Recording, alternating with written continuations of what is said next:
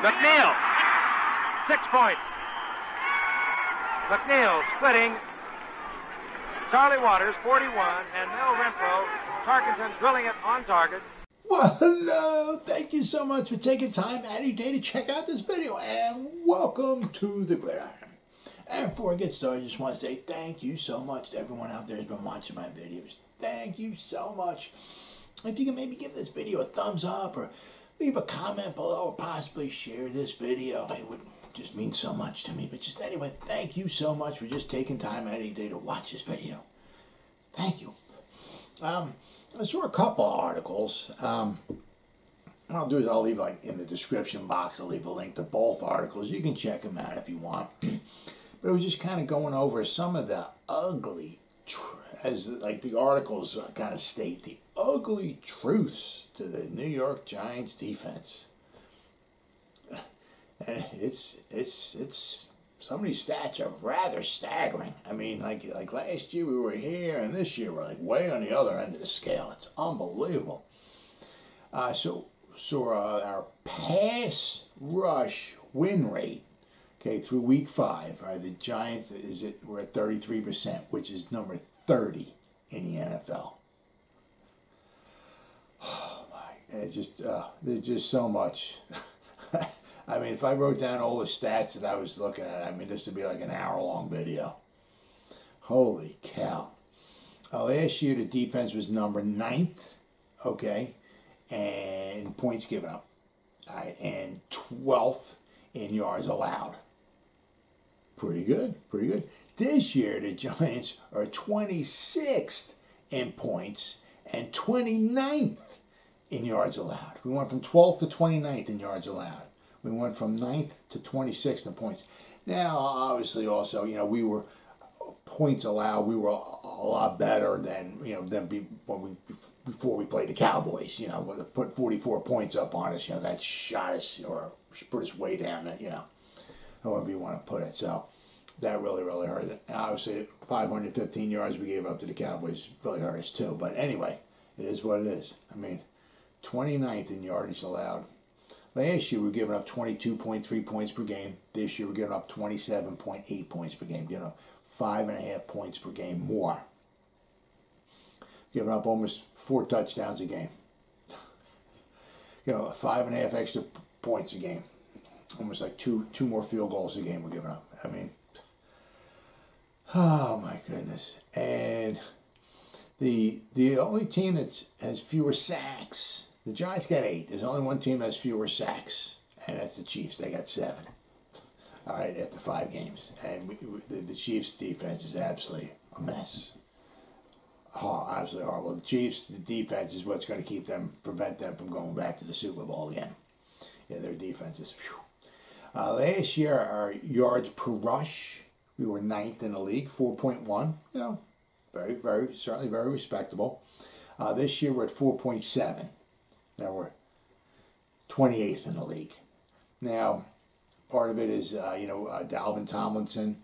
He was never super spectacular, you know, as far as, sacks and this and that and all. But, I mean, he was good commanding the fort, you know, in the line as far as, with the run. And, of course, then we had Blake Martinez, too. Anything that leaked through the front wall there, you know, Blake Martinez would clean up, you know, because we don't have either one of those guys there. Now, Johnson's doing pretty good in replace of Tomlinson. Johnson's got 3 sacks. Dalvin Tomlinson only has 1 sack. I mean, so Johnson's doing pretty good, especially money-wise, too.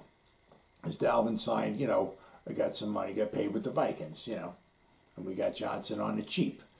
Tomlinson is graded out better. I think he's graded out like a 77. Yeah, so he's graded out better than what Johnson is. But, you know, Johnson's doing pretty decently, especially for the money that we pay him. Now, we kind of pretty much knew that for the most part, you know, well, we could have kept both Tomlinson and Leo the Lion, but then we probably wouldn't have been able to sign Adoree Jackson or, you know, maybe somebody else. You know what I mean? So it's like pick your poison. You know, you damned if you do and you're damned if you don't. All right. Last year, our quarterback rating, our quarterback rating was 93.2 last year. This year, we're 27th in the league. Quarterback rating was 108.5, and we can't cover anybody. Other than, and we can't sack the quarterback. We can't get pressure. We can't stop the run, and we can't cover anybody. Other than that, hey, we're doing good. Other than that, we got a good, solid defense. Other than that, things are looking really bright for us. Last year, yards per play, we were 9th, 5.3 yards per play.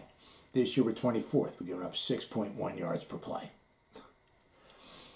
This year, the Giants have given, in third down conversions, we're 29th in the league. We're giving up 47% on third down conversions. 1 out of every 2 third downs are being converted against the Giants defense. The Giants cannot get off the field. And, of course, also, 5 games in a row, they've given up a touchdown in the final 2 minutes of the first half. 5 games in a row. Absolutely freaking pathetic. The Giants, the 515 yards that they gave up against the Cowboys this past Sunday was the most since 2015. All right? There's just all kinds of stats, As I said, I could be here for an hour, but I just want some of the article here, the 2 articles, they start talking about some of the guys individually. Now, they started talking about Patrick Graham. Okay? Patrick Graham, what the article was saying is, the first year he was calling plays with the Miami Dolphins was 2019. Okay? The Dolphins were, that year, Patrick Graham was calling plays. The Dolphins were 30th in total defense. And they were number 32 in scoring defense in 2019. So when Joe Judge, came a knocking, and asked the Dolphins, hey, think I can maybe get this Patrick Graham guy from you? They're like, sure, hey, go right ahead. I mean, we're number 32 in the league. You could take him. The next guy that takes his place, I mean, what are we going to do? Get worse? I don't think so. So it kind of makes you, did very good last year. Very, very good last year. Now, obviously there's connection between Judge and Graham. That's maybe why you went out and asked for him and all that and everything. But, what we did last year is not being replicated this year. And it's not even close. As I said, it just kind of makes you wonder why the Dolphins would just let him go. I mean, if they had a really good defensive coordinator, he ain't going anywhere. I mean, unless you're upgrading him, like Saleh. Going from the defensive coordinator of the 49ers to the head coach of the Jets. Well, yeah, but I mean, if they're just going to let him go that easy, kind of makes you wonder a little bit. I mean, it's like, we did very good last year. Very, very good last year. No doubt about it. Right? Also, we didn't have that many injuries except for the X-Man and Carter. We had, but I mean, the front guys in the front, Blake Martinez, a lot of the guys in the secondary, relatively healthy, But I mean, it's like we're 5 weeks into the season and Patrick Graham ain't finding no solutions. And, I was going to say, we just got worse, but I mean, we went up against the Cowboys, so they have very good offense, but I mean, he's got answers are few and far between. Let's put it to you that way. We had the good game against the, the Falcons, but of course, once again, we let up a touchdown in the final 2 minutes of that. Then when the game was tied 14-14, Falcons just walked down the field, kicked the winning field goal. Giants lose. Hey! So, we got Leonard Williams. Leonard, I got paid Williams. Now, apparently he's on pace for a nice amount of tackles this year. Apparently he's on pace to far surpass any the amount of tackles he's had in the season. So that's good. Okay, man got paid. Now he's on pace. I think they said they have like 88 tackles or something. So you got to give him some credit there. All right, but that's one of the few good things, all right? So let's start going over. Last year, he had 11.5 sacks. Okay, we all know that. And he had 30 quarterback hits. This year so far, all right, he has 1.5 sacks. He's on pace for 5. He's on pace for less than half the sacks he had last year, and he's on pace for 13 quarterback hits. Last year he had 30. This year I think they figured out it was like 13.6 quarterback hits he's on pace for. Okay, last year he had 30. All right.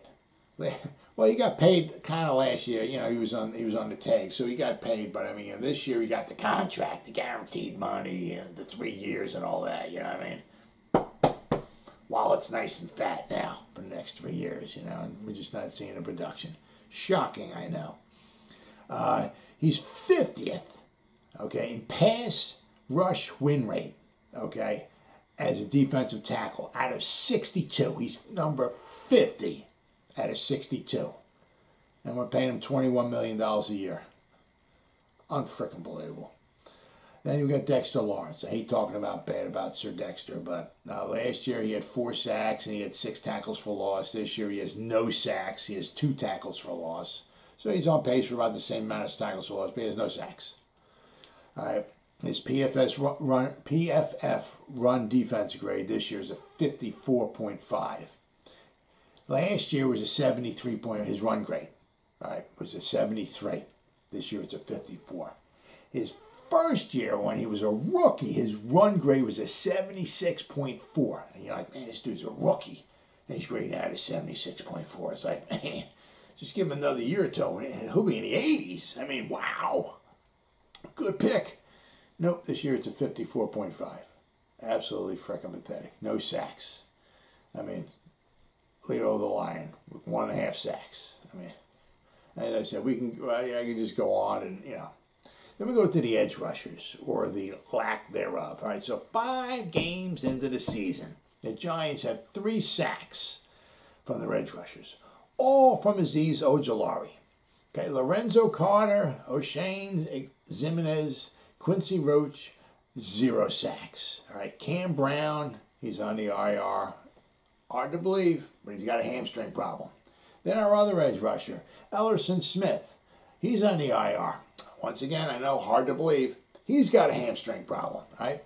Oshane Ximines, all right, the X-Man. He's had 0 sacks in his last 24 games, which is over 300 snaps. He has 0 sacks. I mean, our edge rushers are the young, but not productive. I mean, oh my goodness. Unbelievable. Absolutely unbelievable. Then we got, you know, so I could go on and on and on about the edge rushers, but then we start, let's just go to keep the video down time-wise. Then we'll go to the secondary. I got Bradbury. All right, so far this year, he's given up 23 completions on 31 targets. He's given up 74.2% completion percentage this year. His passer rating this year is 117.9. Quarterbacks are just feasting on him this year. It was up last year. It was a 70.1. It's up almost 48 points, his quarterback rating. From a 70 to 118 almost. Oh my goodness. 5 games he's given up. So far in 5 games, he's given up 301 yards and 4 touchdowns. Last year, in 15 games, he gave up 455 yards and 3 touchdowns. So just after 5 games, just triple it, right? Because basically last year he played 15 games, so we played 5, so just triple it. So he's on pace to give up 903 yards passing. Last year he gave up 455. So he's on pace to give up twice as many passing yards as he did last year. And this year he's on pace to give up 12 touchdowns. Last year he gave up 3. He's on pace to give up 4 times the amount of touchdown passes that he did last year. Unbelievable. Then we got Jabrill Peppers, okay? You know, we got some other guy in the Jabrill Peppers, obviously he's hurt, but he's a lot. He's given up 14 receptions on 17 targets this year. The man cannot cover. I mean, he's injured now. I understand that, but he is a liability back there. I mean, you put him in the box, made to rush the quarterback and all and everything, that's fine. But you put him in coverage, forget about it. I mean, he can't cover. Jabrill Peppers can't cover this year. I mean, then we got Adoree Jackson. All right, he's given up a quarterback rating of 100.3 this year. Logan Ryan, he's the 63rd rated safety by PFF. Okay, Logan Ryan is giving up a quarterback rating of 134.8. Unbelievable. Then we got Xavier McKinney. Okay, his PFF grade is a 52.8. He has a quarterback rating of 111.7 given up. Unbelievable. So Xavier McKinney's quarterback rating, passes being thrown against him is over 100. Adoree Jackson's is over 100. Logan Ryan is almost has a perfect quarterback rating being thrown against him at 134.8. Jabrill Peppers his has got to be over 100. And James Bradbury's 117.9. I mean, we got everybody in a secondary is just giving up, like the quarterback rating is like over 100%. We can't cover anybody. We can't rush the passer. We can't stop the run. We can't cover anybody. Other than that, we got a great defense. I mean, this is absolutely unbelievably pathetic. And one of the worst parts of it all is that if you include, this last Sunday's game, against the Cowboys. So include that game, and so the 11-game stretch, including the Cowboys game, right, then add the next 10 games onto that. Out of those 11 games, 8 of them, once again, according to Pro Football Focus, all right, we're the teams in the top 9, graded offensive-wise, according to Pro Football Focus, the top 9, offensive-wise. 8 of our next 11 games are against teams graded in the top 9 offensive grades by Pro Football Focus. 8 games out of the next 11. We have the worst defense in all of football, just about. And we're going up against teams that can move the ball. And we're in trouble. We got 2 games against the Cowboys, 2 games against the Eagles. We got 1 against the Chargers. We got the Chiefs, we got the Rams, and we got the Bucks.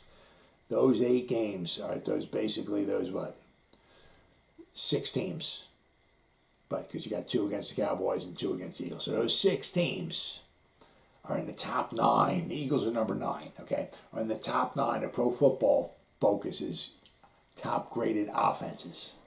8 of the next 11 games that we're going up against teams that can move the ball. And we can't stop anybody.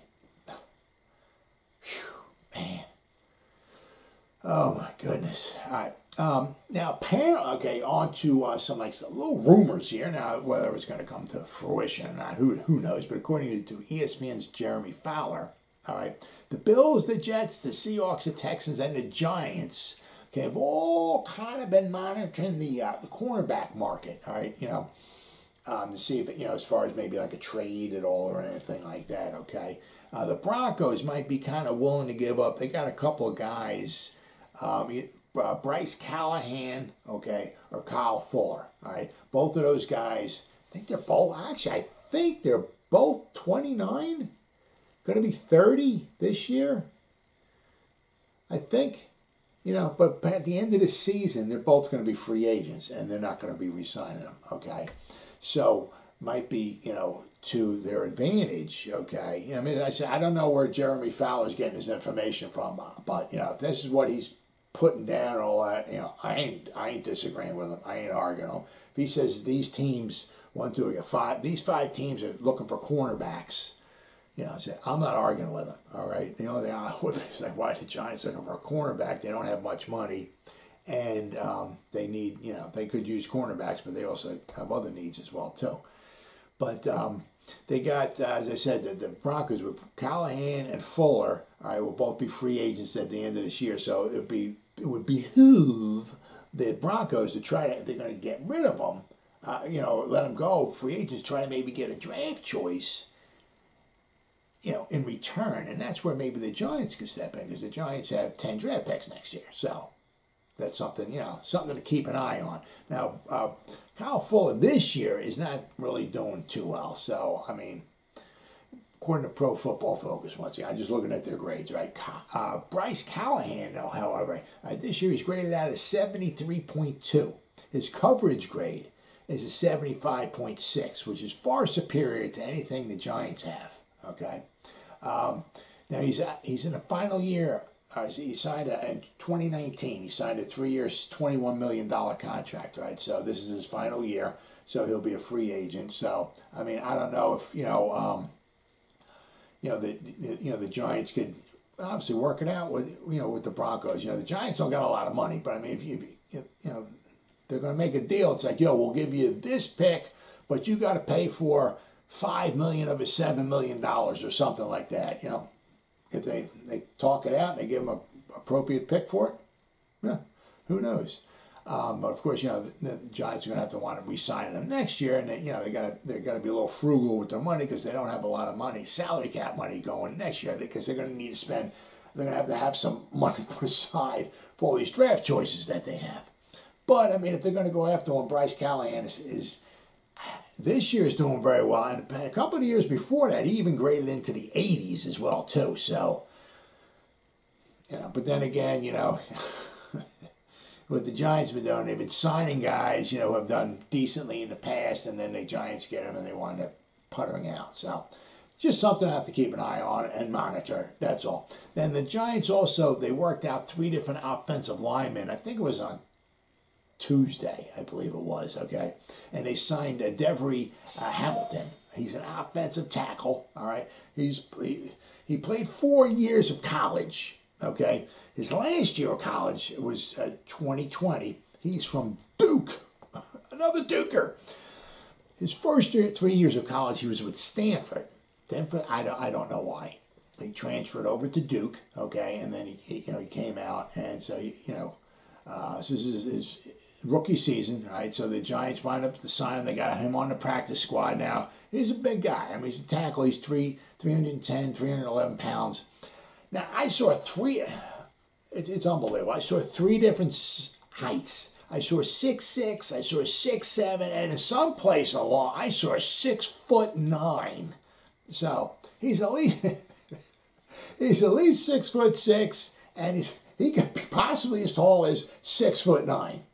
Okay, but he's an offensive tackle, and he's 310 pounds, and he'll be on their practice squad. All right, so because the Giants, with the injuries and all, they got to keep keep restocking the offensive line on the on the practice squad. And speaking of injuries, now obviously it's looking a lot more like Kenny Golladay and Saquon are going to miss at least the next week or two. Okay,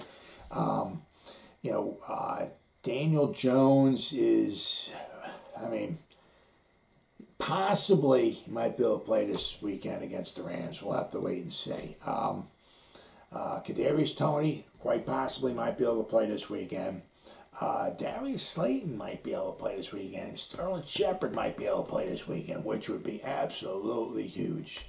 Because, as I said, we got the Rams coming in. They're a highly graded offense. Our defense is absolutely pathetic. We can't stop anybody. We, can't stop nobody. All right. So we're going to need as much firepower we can if we're going to try to keep this game close. All right. So if we can get some of these guys back, like Kadarius Toney, I said especially Sterling Shepard, maybe Darius Slayton, if we can get Daniel Jones back in the game or whatever, that would be absolutely huge, because we need all the help we can get. And you know what this kind of reminds me of? If you ever saw Bill Murray, it's called Groundhog's Day. It's a movie. Every time Bill Murray wakes up, it's the same day over and over and over. Fine, it's Groundhog's Day. Well, it's kind of like what this feels like. It's like Groundhog's Year. Every season is like the same season. The vehicle on what the Giants use to get to a losing record seems to change up from year to year. But the ending of the story is always another losing season. And this is just this same Groundhog's Year 2021, you know, the results are the same.